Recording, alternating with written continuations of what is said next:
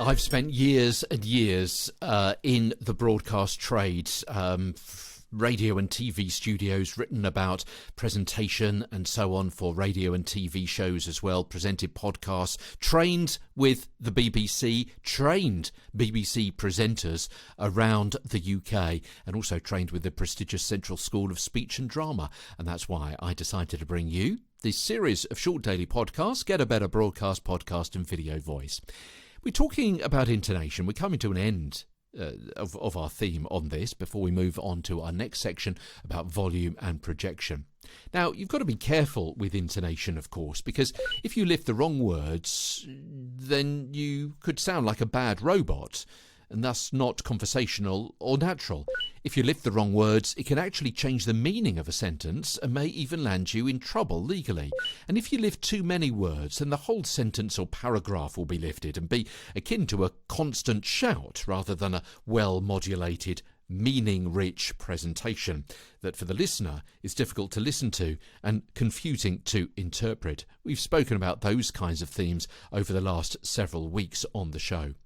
The magic trick is when you've underlined and decided each meaning-laden word in your script that you're going to intonate by lifting or suppressing, then go back and first only read the words which you have not underlined, or the less meaningful words, the grammar glue, as I referred to them earlier on in the sentences, the words that are there to hold the meaningful words together. And you will find that when you just read those words that you're dropping, uncolouring, suppressing, that what you read is pretty much nonsense. You get very little understanding of what's going on in the story at all.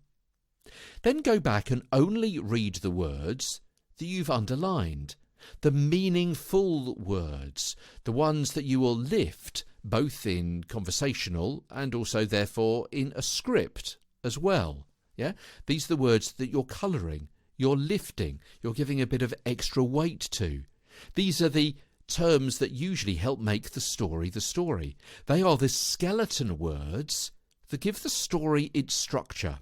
And you will find that even though there's not an overall context to the story, you will get a better understanding of what's going on than reading the words that you uncolour, drop and suppress. And that is the magic trick. You're lifting the words which help tell the story, the words which, if set in isolation, still give context.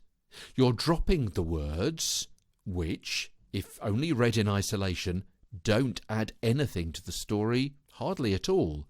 They're the grammar grouting that simply link the meaningful words together.